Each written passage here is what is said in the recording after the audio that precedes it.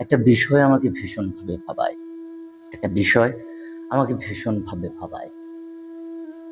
ঘরের ওই ক্যালেন্ডারটা প্রতি মাসে একটি করে পাতা উল্টে পাল্টে বছর শেষে অকেজো হয়ে যায়। কারণ তাকে আর প্রয়োজন পড়বে না বছর ফুরালে। কারণ ক্যালেন্ডারেরও একটা এক্সপায়ার ডেট আছে। অথচ ক্যালেন্ডারের একেকটা দিন এমনও ছিল যেটা খুবই মধুময়ের সময় ছিল। খুবই স্মৃতি বিজড়ানোর সময় ছিল। এমনও দিন ছিল যে দিনগুলোকে আমরা সারা জীবন মনে রাখবো।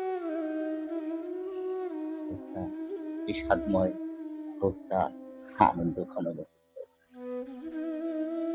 কিন্তু একটি বার যদি লক্ষ্য করা যায়, ঠিক ওই ক্যালেন্ডারটার মতো আমাদের জীবন থেকেও একটি একটি করে পাতা খসে পড়তে পড়তে বছর থেকে বিদায় নিচ্ছে একটি বছর।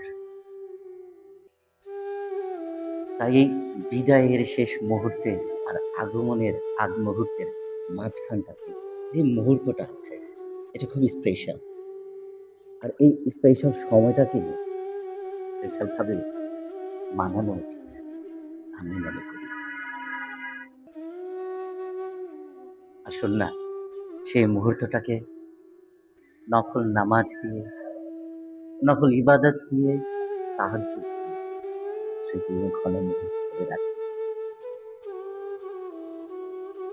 আসল না, আসছে নতুন বছরের প্রথম দিনটা রোজা রেখে ওই উপরওয়ালার শুকরিয়া আদায় করি।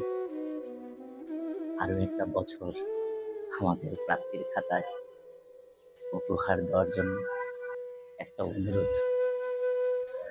এত সুন্দর মুহূর্তটা, এত মূল্যবান মুহূর্তটাকে কেউ বাজেভাবে নষ্ট করবে না। আসলে